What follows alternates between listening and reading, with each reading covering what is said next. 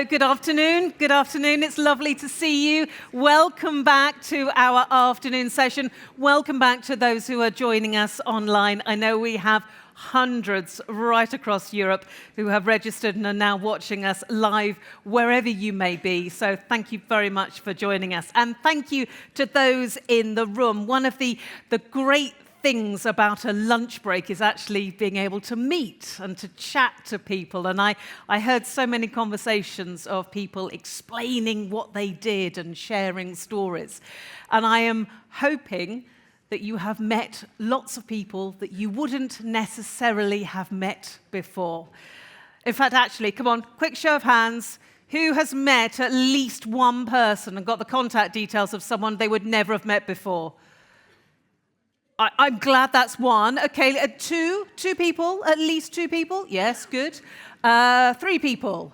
You're now quickly thinking, who did I meet? Who did I meet? 5 people. Yes, we're doing very well down here. 6, 7, 8. Who can say that they met at least a dozen new people? Oh, right. That is your challenge for the coffee break later. Okay. It is wonderful to come and hear different stories, different points of view, different challenges, and different ways of looking at the same problem that so many people face. We're going to look at one of those challenges now, and that is resilience. It is a word that is used so often. We've heard it talked about so much already this morning. But what is resilience? What does it mean?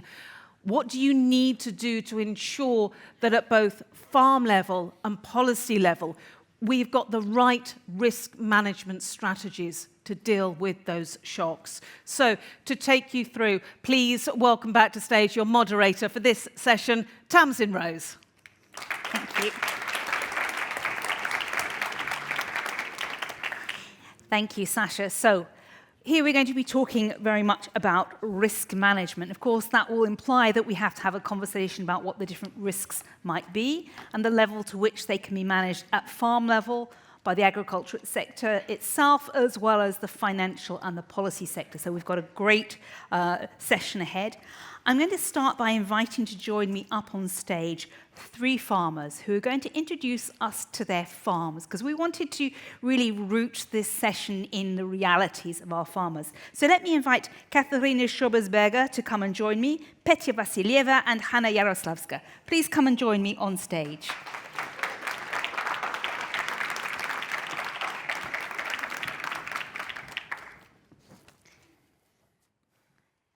Now, we wanted to really get a sense of the realities of their farm. So I've asked each of them to tell us a little bit about their farm by starting by showing us a picture. So each of them has chosen a photo, and through that photo, they'll talk us through, we'll get to know a little bit about their farm, what risks they face, and how they manage them. So Katharina, I'm going to ask you to go first. Please go to the podium, and we'll show your photo, and you can tell us a little bit about it.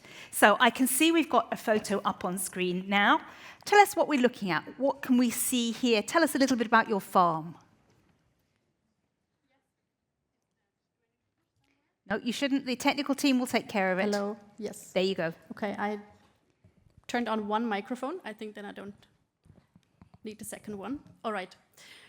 Dear policymakers, dear fellow farmers, also I heard are here, dear colleagues. Well, you all know the difficulties that agriculture faces today, so I don't need to emphasize on them more. I speak to you both as representative of Europe's young farmers and as someone who deals on a daily basis with that risks at farm level. So we have a farm in Austria with 120 breeding sows and 40 hectares for the feed. And I must say, I feel a bit like an open book to you, showing my home in this room. So what you see is on the bottom of the picture is one of our farm buildings, and on top there is a second farm buildings. This is because 2 families previously married together, and now they're managing the farm together. So my name is Katarina Schobesberger. I am vice president of SIJA and a young pig breeder from Austria. Let me start with a very simple truth. The risks that farmers face increasingly jeopardize our ability to get a fair return on investments and therefore also the attractiveness of the sector. In a world that is becoming more uninsurable, so to say, I want to share how farmers, including we on our farm, try to cope with those risks. And I want to focus on 3 main elements. First, there's diversification. This can be very crucial for a farm because it aligns with political narratives, but it can also contradict sometimes certain market signals and sustainability constraints. In very many cases, also diversification is more labor-intensive than a specialization. In pig farming, we are specialized. We have a specialized model. We focus on resource efficiency and circularity regarding the land and input use. However, these farms that are more specialized operate also under more intensive conditions naturally. So this also means that we might not fully meet the evolving public expectations. As a second tool, there is cooperation, and something that has proven for us to be very successful is being a member in a producer organization. So our PO allows us to connect breeders and fatteners. It organizes the logistics, guarantees payments, negotiates prices, offers market programs, and expert advice to the farmers. So the producer organization reduces uncertainty in a sector where the margins are thin and the volatility is high. There are also other common tools on Austria I'm not focusing on, like machinery cooperatives, joint marketing initiatives, or shop-selling products. These are only applicable for farms that produce direct-end products and also can afford the time, the space and capacity to handle the processing, the packaging, marketing, logistics, etc. So this is not something suitable for every farm. And thirdly, we have a very sound insurance package. We have insurance, fire insurance covering buildings, crops, livestock. We have a water damage insurance. We have a building insurance for, again, fire and burglary vandalism. We have also a specific insurance for our photovoltaics. We have a business interruption insurance, so you see it's a very sound system. And as a pig farmer, we also have an animal insurance covering diseases, disinfection and cleaning measures after an incident. And together, these policies cost for us around 12 million euros per year, 12,000 euros, of course. This was just to check the attention. So the total insured value is around 11 million euros. Why do I bring these impressive numbers? It's to show that this can be a huge financial burden for a young farmer alone. Our sector is extremely capital intensive. So in the first years of installation, it is often impossible for a young farmer to build the treasury that is needed to secure the cash flow, invest for the future, and invest also in a sound risk management system. However, this is exactly what is being asked from young farmers. We're asked to modernize, innovate, apply environmental and welfare standards, and contribute to food production. And this is also why I also brought the picture, because for me it's often striking to see only imagine the maintenance that we have to do for these buildings. And there we don't even speak about investing into innovation or risk management tools. And still, not every risk can be insured. My example is only one case, but it reflects the situation of many young farmers. For SIJA, resilience starts with a clear and consistent classification of risks. There are the everyday risks that are managed on farm level. There are insurable and marketable risks supported through public-private tools. And there are truly catastrophic risks that are covered by public intervention. As young farmers, we need visibility on these 3 layers and access to the tools. And indeed, farmers that already invest in risk management tools should also have an easier access to crisis support. We must work above all to giving all sectors access to insurance systems.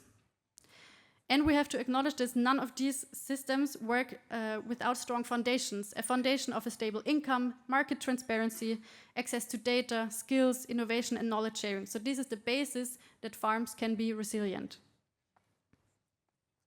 Risk management, of course, is an entrepreneurial decision, but it should at least be accessible to everyone. And this is why CISA welcomes that making risk management tools mandatory in the CAP strategic plans when no national system is existing, while keeping the participation voluntarily. Young farmers face more risks, and ultimately a resilient food system requires a resilient new generation of farmers. Thank you very much.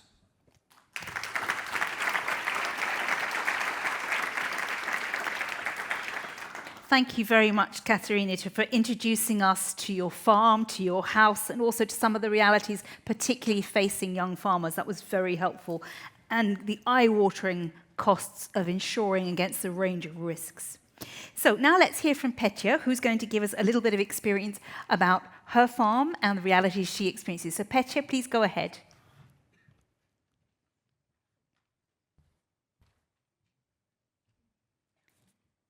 Now, hello.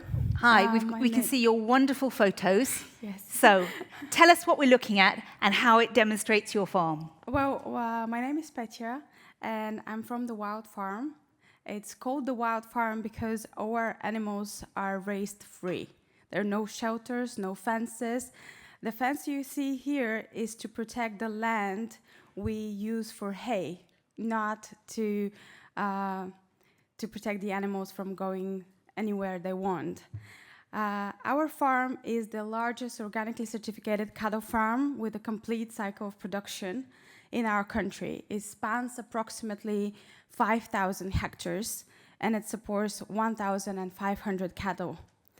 To guarantee the highest quality of our products, we oversee the entire journey from pasture to plate through our dedicated slaughterhouse, processing plant, and distribution channels. We invite our customers to gain a comprehensive understanding of our operations by visiting our guest house, and we are currently establishing a restaurant. These initiatives contribute to independence and sustainability of our farm. Like many farmers today, we face well-known and growing risks such as climate change. As you can see here, we have drastic differences between our summers with over 45 degrees and in the winters with -20. So it's also another risk we're facing is labor shortages. In our area, there are only about 25 people, which 22 of them are my family. The men that has to take care of the cows are 4. That's the whole personnel taking care of 1,500 cattle. That's my husband, my father, my brother, and my uncle. The slaughterhouse is run by me and my mother. The distribution channels and logistics are handled by my aunt and my sister-in-law. And that's why we all have 3 or 4 children. It's the only way. Another way we manage to build a resilient, self-sufficient system is by raising primitive cattle breeds. Humanity has overlooked a fundamental principle of nature, that's energy conservation. Modern agriculture has become heavily dependent on energy, chemicals, and intensive breeding, which has weakened animals, reduced natural flavors, and distance food from its natural origins. We believe that nature long-term evolution is more sustainable than human intervention. Meat and milk from primitive breeds raised in natural conditions offer superior nutrition, resilience, and vitality. Our cattle resembles the ancient aurochs and lives in conditions close to those of their wild ancestors. Hay is used mainly to build trust, not as a primary food source. This philosophy inspired the name, the Wild Farm, symbolizing harmony between humans and nature. We raise our animals on the finest pastures, categorized by high nutritional values and grass diversity. The favorable climate and altitude further enhance their well-being, when that's possible. They migrate seasonally between the Rhodope Mountains in the south with altitude of 150 to 500 meters, and in the Real Mountains with altitude above 2,000 meters to ensure year-round access to fresh grass when it's too hot in our area. Despite the success of this system, climate extremes and political instability in our country continues to test us. In 2024, a severe summer drought nearly destroyed our farm. We experienced 150 consecutive days without rain, and most of our water sources dried up. For the first time in 16 years, political restrictions prevent us from moving the cattle to the mountain pastures.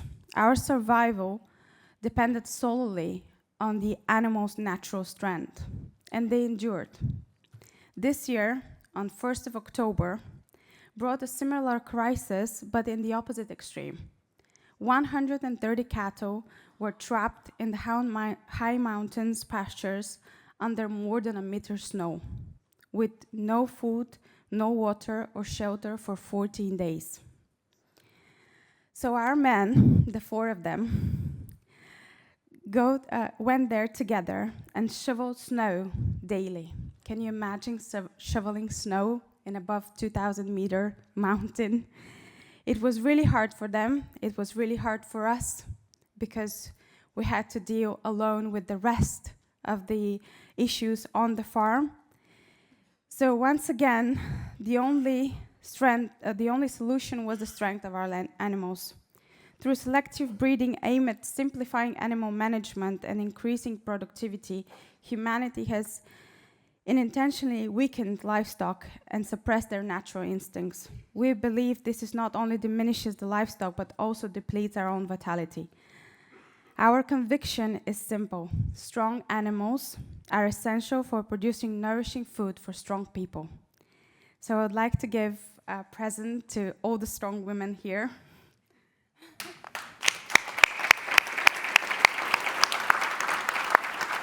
Hannah.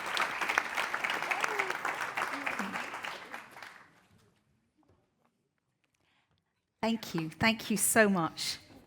So, wow, what a fantastic way to learn a little bit about your farm, which is, of course, based in Bulgaria. So that's where you have I think you forgot to mention that. If you want to know where those extreme temperatures are, that's where they are. So, Hannah, you're going to give us a little bit of an introduction to your farm. Tell us what we're looking at and tell us a little bit about your farm. Okay, so this is a picture of wheat which we are producing with me and my family. And my name is Hanna Jarosławska, and I come from northern east part of the Poland. And together with my family, I run 500 hectares farm, and we are focused on plant production. We are producing wheat, triticale, canola, and faba bean. And ladies and gentlemen, this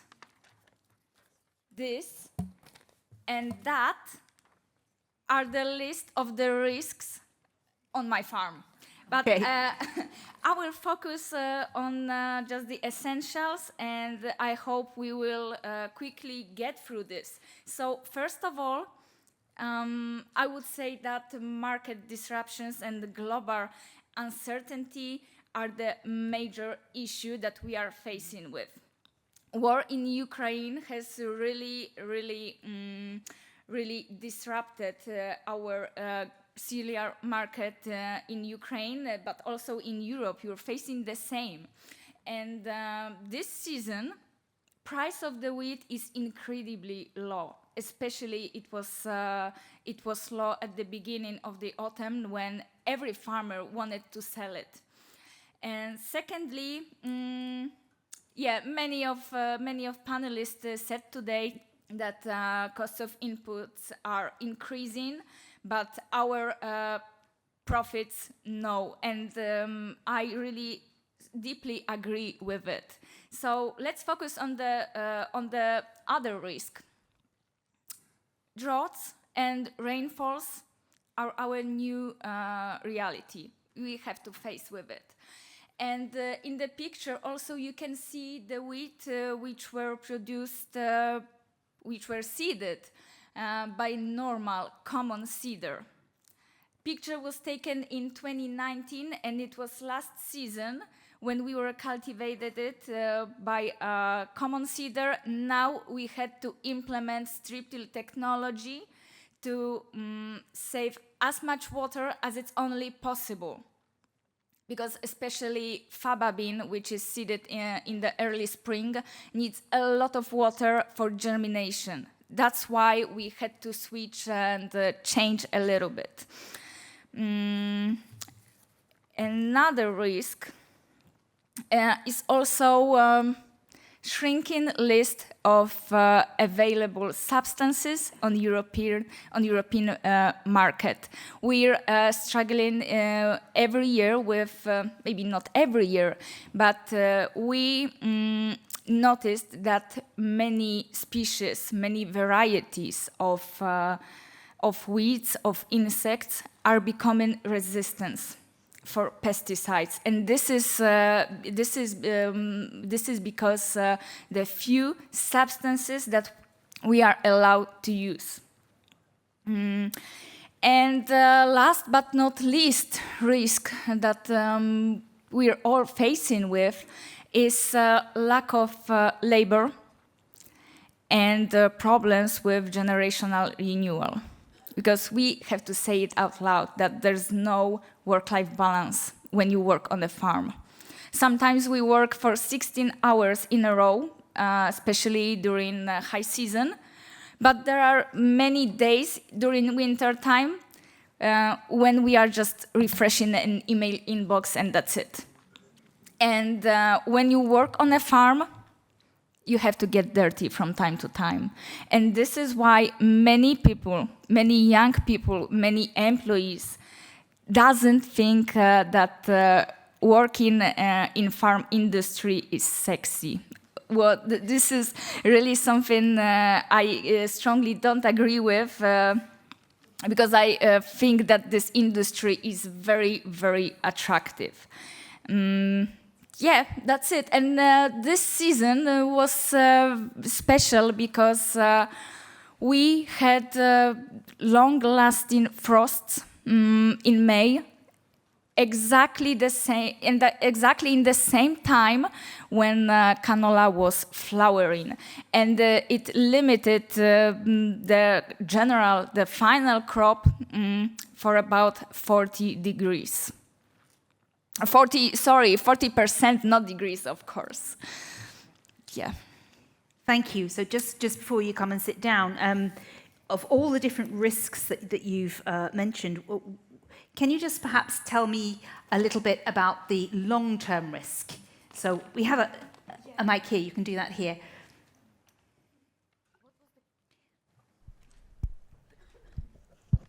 Working? Not working. It was working. There you go. Yes. The long-term risk. Long-term risk. Oh, first of all, I think that we have to spend money very carefully and in rational and responsible way. That's what I think.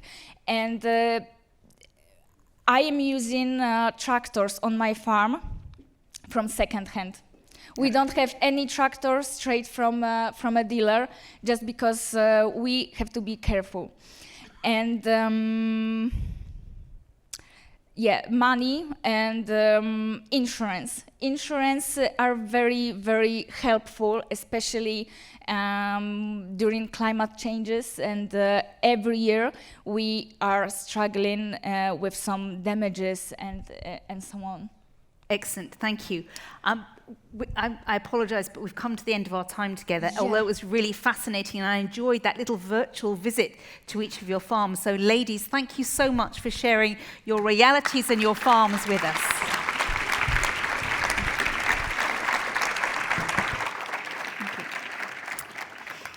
So now, having heard a little bit about what it's like on a farm, to the hours, the hard work, some of the issues you've had to deal with, we're now going to look at what the policies are that we could do to try and address it and what the risk management strategies in the overall agriculture sector would be. So let me invite to join me up here on stage Jan de May, the Associate Professor in Agricultural Business Economics at Wageningen University and Research, Jessimina Vigliotti, the Vice President for the European Investment Bank. Welcome. Anna Acharatsky, the Division Director for EU countries at the World Bank Group. Hello and welcome. And Dirk Jacobs from Food Drink Europe. Please come in and join me.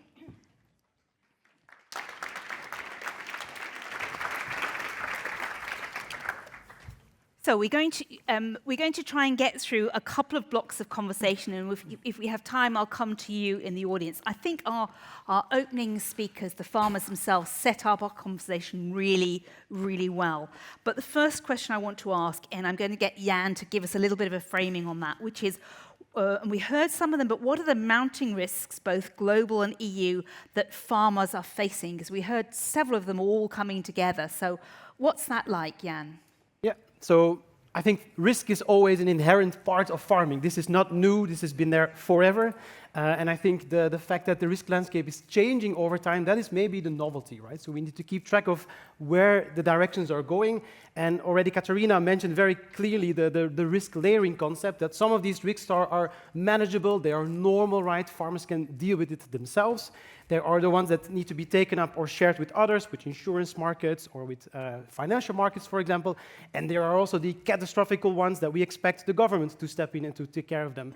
That, again, is also not new, but across these different categories, the risks are shifting indeed and changing responsibilities between farmers, supply chain partners, and governments, of course. So keeping track of how these things are changing, this is, I think, what we need to keep focusing on, as well as the fact that these risks also interact with each other and compound. The final speaker also explains that one risk happens and then another one comes on top. And then there's a major shock, like the war in Ukraine impacting things. This is really compounding and making it much more complex than it was before. So I do clearly see a change in the landscape overall. Thank you, Jan. Jessimina, can I invite you to give a perspective from the EIB to see, where the support is? What do you see as the key risks that are coming in, and therefore what are the risk management tools that are increasingly becoming important to our farmers? So first of all, let me say that I'm particularly glad to be here today.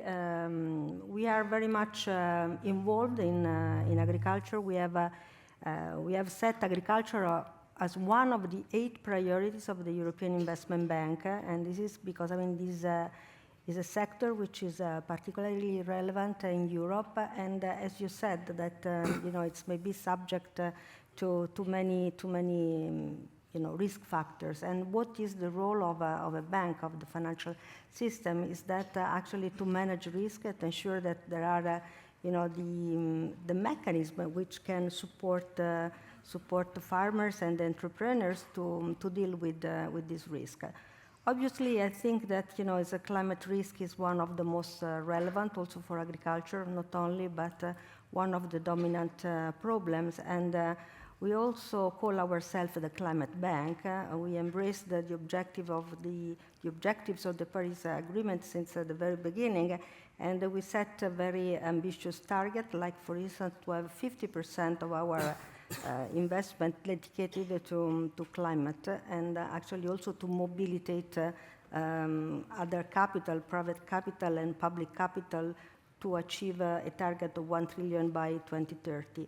And we have also a climate roadmap to do that. We revised recently our roadmap. It's confirming the main objective, but maybe posing more attention to the issue of competitiveness, of security, which are becoming important risk factors in Europe. And agriculture fall within this strategy, because we know how relevant are climate risks for agriculture, and also how relevant are geopolitical tensions for agriculture. In this sense, we are developing also together with the Commission, financial instruments which can support agriculture.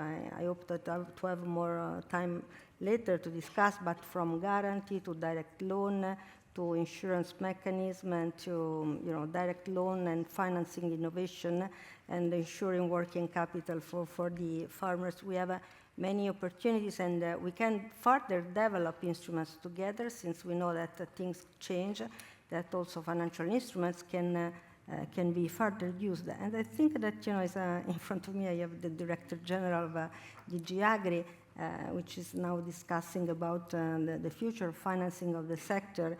And from the DAB side, without any respect to agriculture, what we experienced over the past 10 years is that how relevant is to use public money, not only as a direct provision of money, but also to use it in guarantee as a leverage to attract much more capital, since we all know that no public money will be sufficient to cover all the risk, and what we need is also to involve private sector.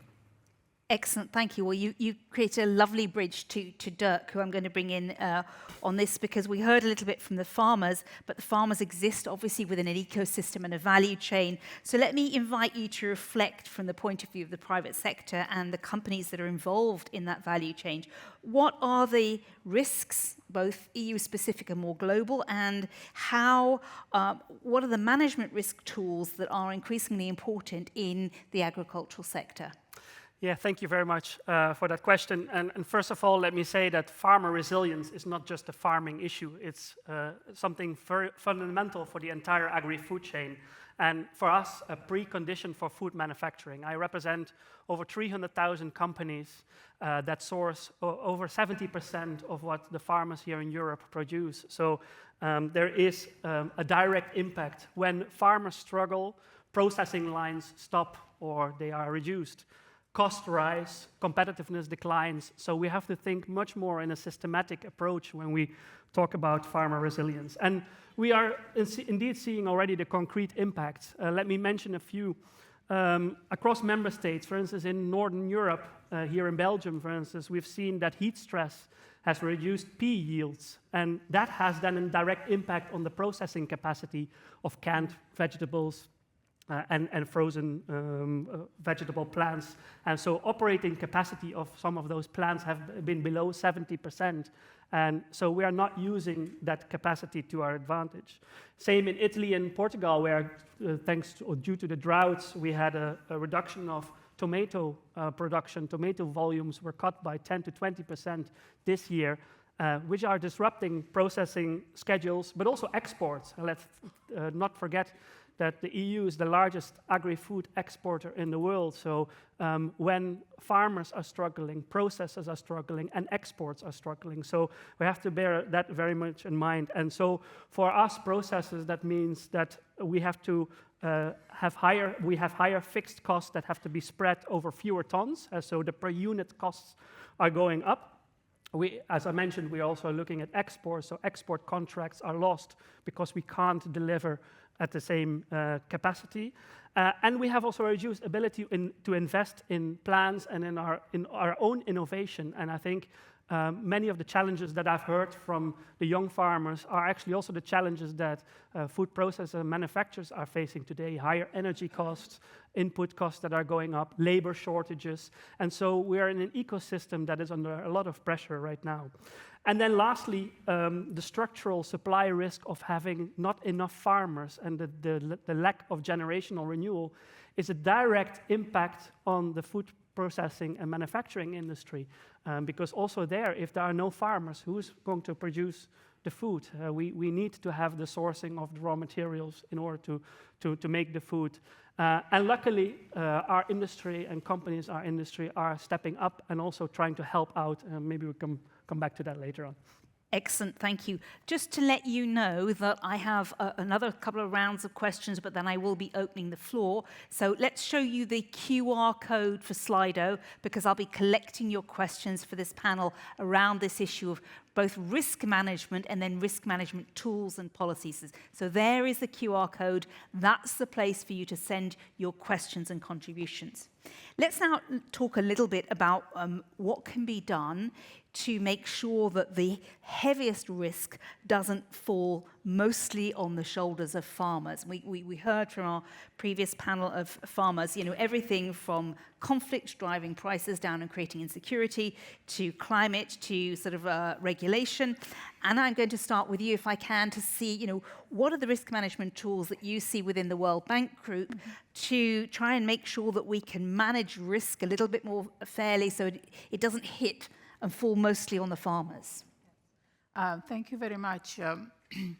I think it's important for all of us to recognize that indeed risk management starts on a farm, but the question is, do farmers need to do more? And the answer is yes, indeed. And we saw amazing testimonials of what these farmers are already doing, what is under their control.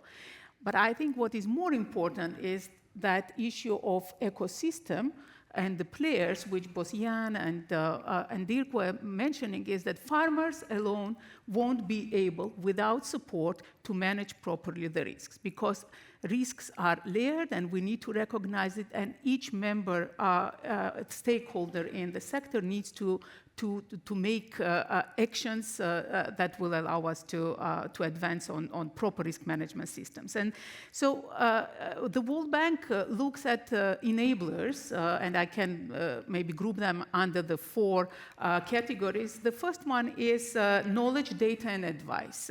This is needed to assess individual risks, to learn about technologies, practices that can make farmers more resilient, and to navigate and access available services. The second group of issues is around incentives. Incentives are needed to adopt relevant climate-smart agriculture techniques.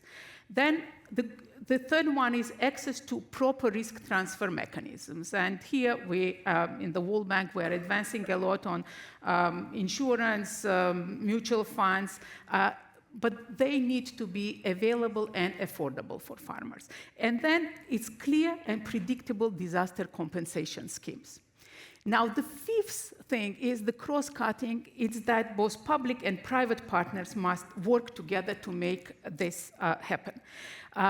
We are now completing a study together with European Commission to look at disaster risk, agricultural risk management. And this study will be available in March. We will have a launch, and we will go into detailed recommendations there.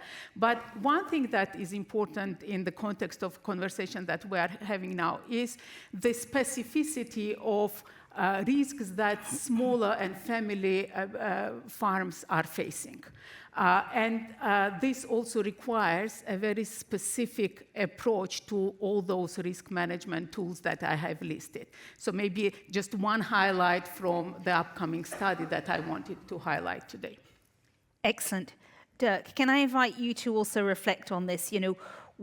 Looking across the value chain, and I know we're already starting to get some questions in from Slido. One of them specifically says, how do we make sure the cost of transition and risk is fairly shared across the chain? So Dirk, from the private sector, how do you see this?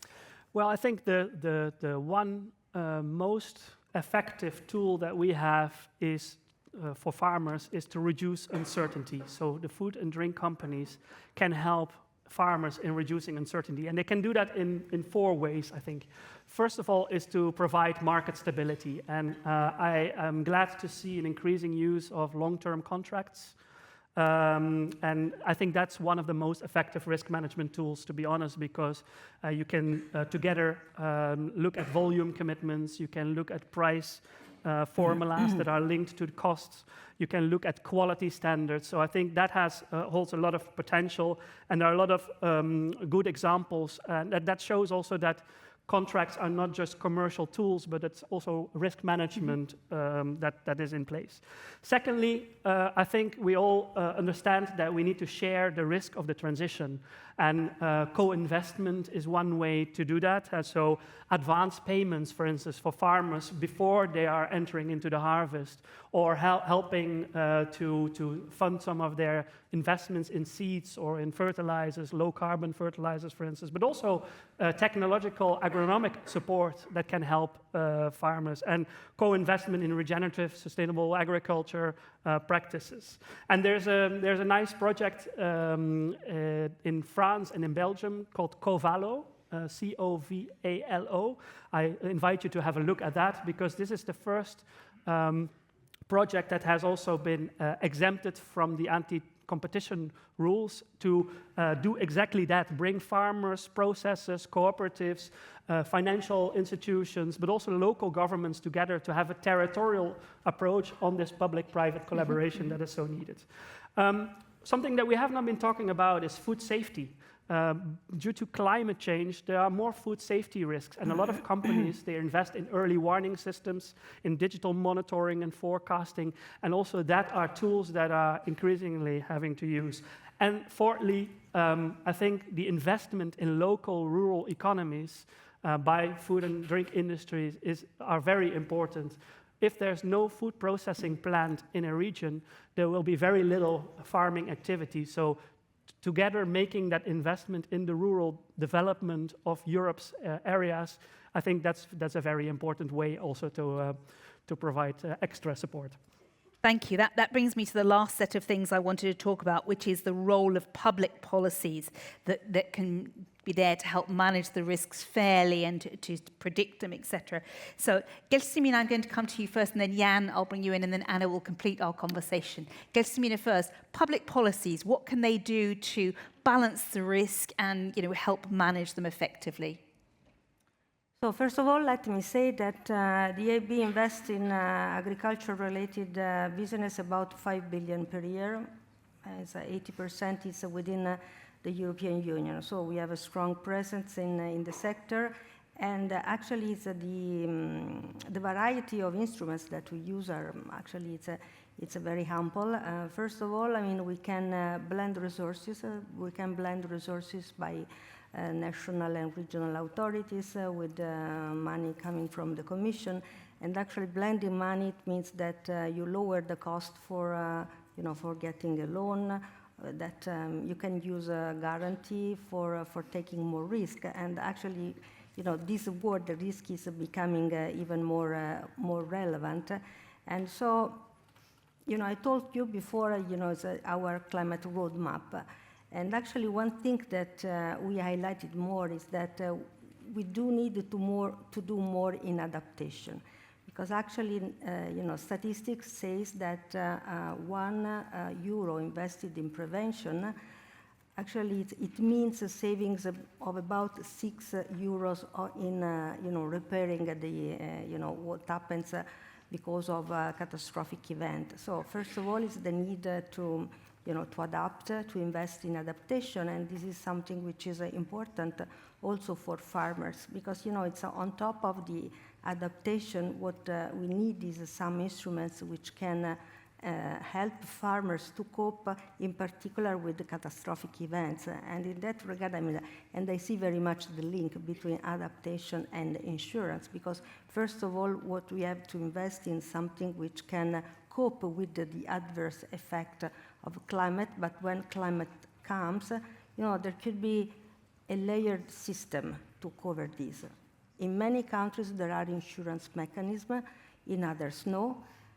But what is becoming even more relevant is that there could be events for which the current available resources will not be sufficient, and so that we can need it's a more elevated level, a higher level of insurance that can be reinsurance, a backstop mechanism. And this is something where I'm particularly interested in, since together with the Commission, we are working on a study looking, first of all, on the impact of severe catastrophic events on agriculture. And we see that, for instance, drought is one of the main problems. And, starting from this data, we want to pursue this further, this study, and to see what could be the most suitable instruments, new instruments, which can support the system at the whole system. Because, in the end, that we have a lot of resources within the EU budget, even if there could be discussion about if enough or not. But at the same time, we have to ensure that, in case of a major event, that everyone can be protected. And I think that relying on this form of protection, like for instance, on top of long-term contracts, which can provide the resilience to the farmers, I think that it can become more attractive or sexy, this type of activity. And I think that on young farmers there is a lot of attention. Great. Maybe later we can say something more, or now?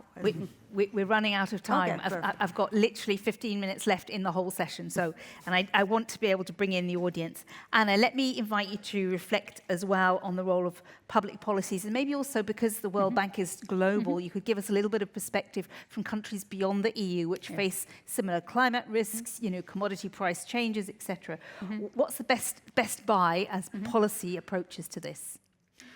Let me again organize around 4 themes and give you some examples from our experience globally. So the first one, again, is I think around having access to clear and comprehensive risk picture. And I spoke already about data, but I spoke more on farmers level. But here is how governments can have data, how they can invest into knowledge systems that talk to each other, that are interoperable, whether climate data, farm level information, sanitary soil data, correct?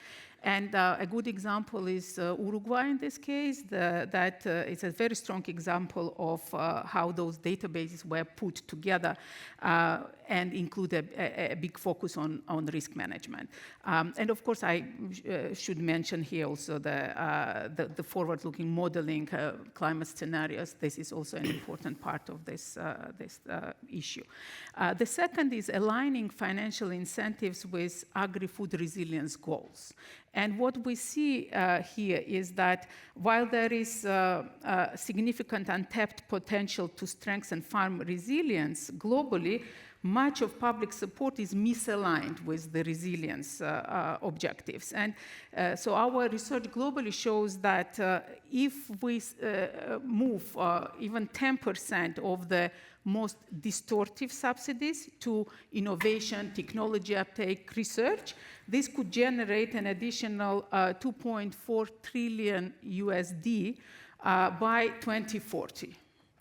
And of course, climate smart programming, which is already a priority in EU, can be more closely integrated with agricultural risk management programming.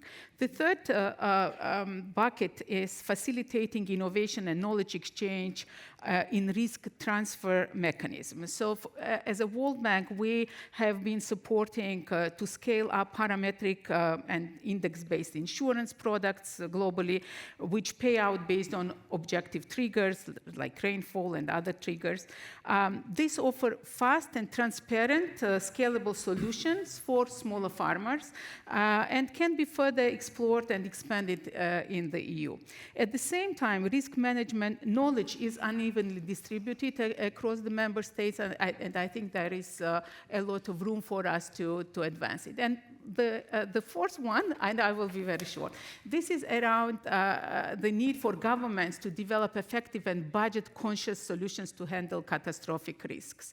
And here, fiscal consciousness is an important consideration, but there are interesting, innovative platforms that are put in place, and I can give some examples later, but just to name 2 is one is this contingent financing, and then regional risk transfer mechanisms, and we can discuss them a bit later. Thank you. Jan, let me invite you to give us just a snappy response on that. We've heard some inputs, and there was a really interesting intervention just there from Anna to say that actually, if you look at where public policy support is, there's often a mismatch between where the risks are and the policy goals, and that actually, if we reorient our policies better, we could deliver. So what do you think are the messages to policymakers about what they could do better to help manage risk? Yeah, well, I think we need to think about the third R that is in the title of this session, which is resilience. We've talked a lot about risk and risk management, but actually resilience thinking is taking a broader perspective by not just trying to make sure that we have an identifiable risk, we manage it so we end up back where we were supposed to be, which is being very robust. We take a step back and also focus on prevention, as was just mentioned, but also allow the system to change its boundaries a bit, right? So to adapt over time and allow risks to happen more broadly, or we can even more longer term allow for transformation to happen towards a different system or a different state altogether that is better able to manage also unknown risks. Actually, I think Petja in her example gave a very nice example of this, where there's natural predators attacking the cows that she has in her area. A very easy robustness strategy would be to fence the whole thing, right? But that goes against the power of what your system makes your system, right? So adapting over time is changing the genetics and making sure that they have natural behaviors to protect themselves, which is a much more natural strategy to adapt to these kind of risks. Transforming would be moving them to a different place altogether, where again, some policy measures are holding you back for doing that, right? So clearly, focusing on one capacity of being robust, being adaptive, or being transformative, one doesn't necessarily go hand in hand with the other. So policymakers should be very clear on what they intend to focus on in order to move towards a viable solution towards the future. And as a final thing I want to say, in my whole research career working on risk, talking to farmers, actually the number one risk that they talk about is governments, right? So policy uncertainty and uncertainty in regulations, this is always at the top of the list of farmers actually holding them back because the investment decisions they make are not for 3 years, not even for 5 years, they're for much longer. So a reliable and stable policy environment, that's always the first thing that they ask for. Even if you do a tangentially related survey with just a small box, anything else, for sure there will be complaints in not so nice words about Brussels there, right? So I think providing stability, which was also mentioned, and not just simplification of the CAP, but also stability, this is actually a key word that we shouldn't forget in being resilient towards the future. Thank you. Your message is falling very positively on our audience on this. Colleagues, we have a challenge. I've got 5 minutes left in this, and I'd like to take 1 or 2 comments or questions from the floor, and then my panel have got to do a really fast 30-second response. So can I see if we've got, yes, I've got a very keen hand up there. Let's get a microphone to you, and I can take one more. Let me see, and there's a second one there. Okay, so let's start. Keep your hand up so the microphone can come to you. This way, this way. This way. I saw him first. That's it. Thank you. All right. Thanks for this very fascinating panel. My name is Paul. I represent the Community Seed Bank, one of the largest community seed banks. And I was a little bit surprised that you didn't mention biodiversity at all. I think it's one of the core aspects of like resilience, especially when it comes to public policy in general. I give you a small example. It's got to be very short because I've got 3 minutes left.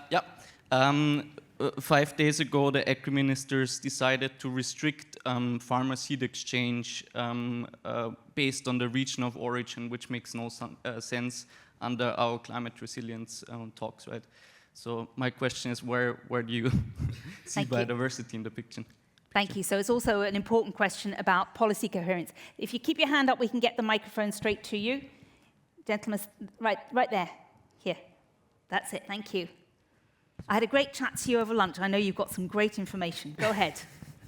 No, thank you very much, Max Schulman, a rebel farmer from Finland.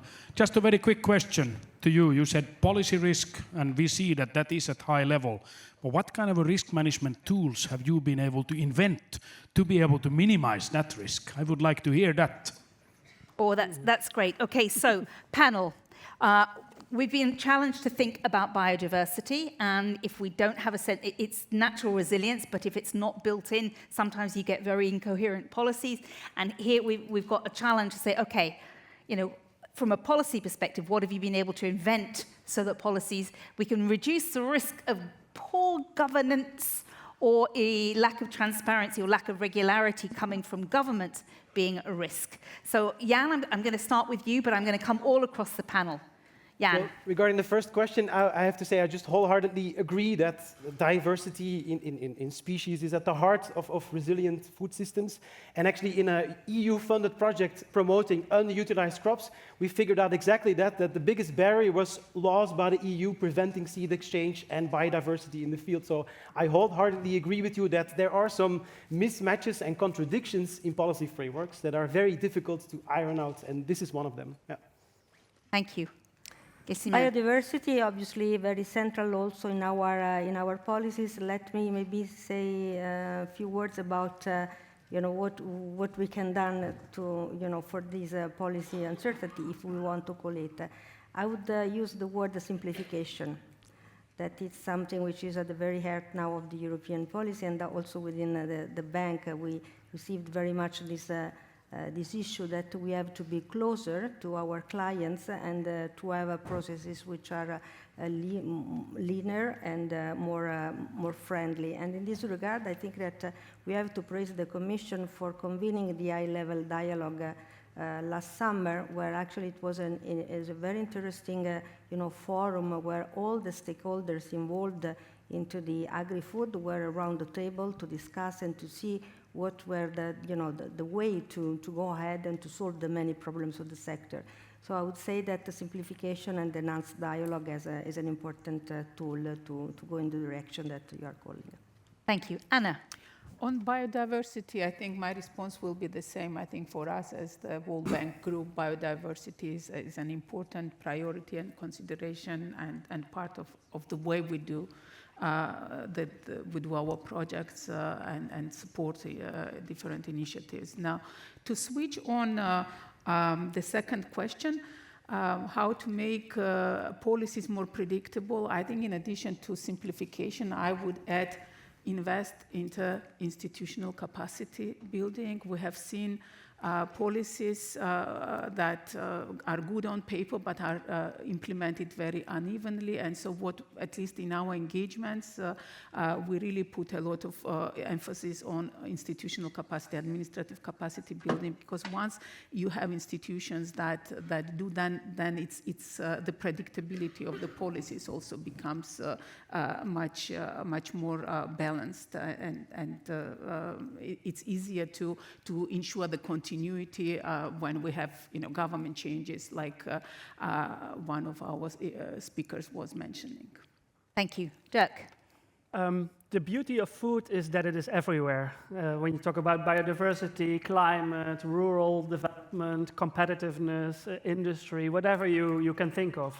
The challenge with that is that it is everywhere and that there's a lot of mismatch and a lot of incoherence in policy. So there's a lot to be done. But building on what Jan said on the resilience, we need to move from crisis management or crisis response to a systemic response that prepares us. And so the investment that is needed has to be done now, not only in the agriculture sector, but also in the food processing sector and all the other parts of the value chain.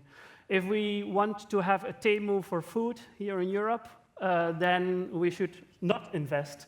But we should now, in fact, invest to avoid that we are becoming dependent on cheap, low-quality food and strengthen what we have. Our biggest asset is that Europe is the safest place in the world to produce food, has the highest quality and sustainability production. But we need to uphold that, and so investing in resilience means that we have to do that right now. Excellent. You have met our challenge. We got a couple of questions from the floor and we wrapped it all up more or less on time. So can we say a very warm thank you to our panel, to Jan, to Gelsomina, to Anna and to Dirk. Can I invite you to go and sit down? And of course, I would like to say a warm thank you to the three farmers who began our panel, to Katerina, to Petya and Hannah, who really brought it all alive. Thank you so much.